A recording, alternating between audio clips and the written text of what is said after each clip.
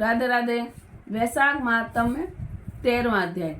श्रीमन नारायण नारायण नारायण, राधे नारायण नारायण नारायण, श्रीमन नारायण नारायण नारायण, गोविंद नारायण नारायण नारायण, श्रीमन नारायण नारायण नारायण, माता नारायण नारायण नारायण, पिता नारायण नारायण नारायण, गोविंद नारायण नारायण नारायण।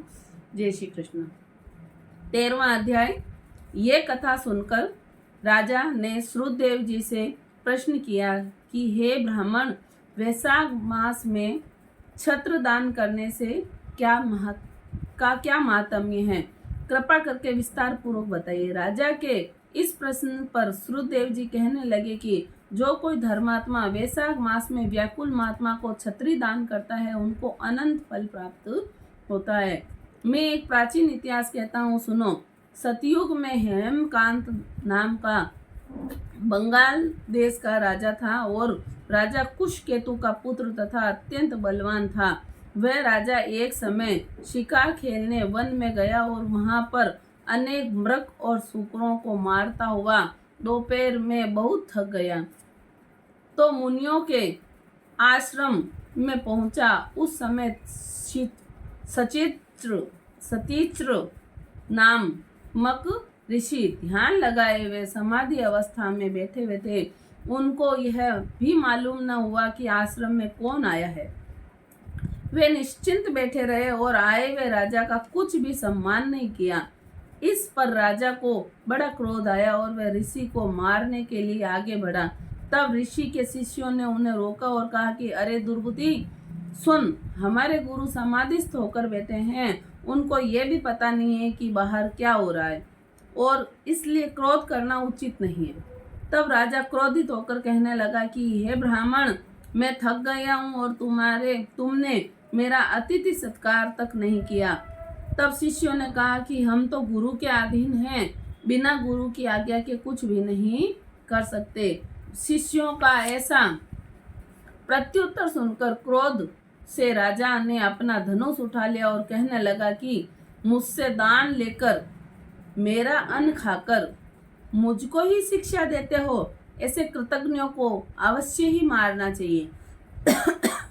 इतना कहकर राजा उन पर बाण चलाने लगा। इसी तरह वे शिष्य भयभीत होकर भागने लगे तो राजा ने सैनिकों को उनके चारों ओर से घेर लिया।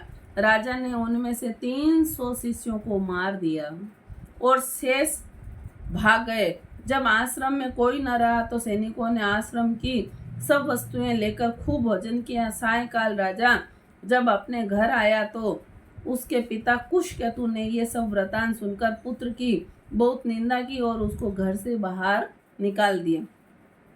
जब राजा हेमकांत वन में चला गया तो वह अत्यंत व्याकुल होकर इधर उधर फिरने लगा और ब्रह्म हत्या उसे सताने लगी। इस प्रकार वह दुरात्मा को फिरते हुए 28 वर्ष बीत गए। तब एक दिन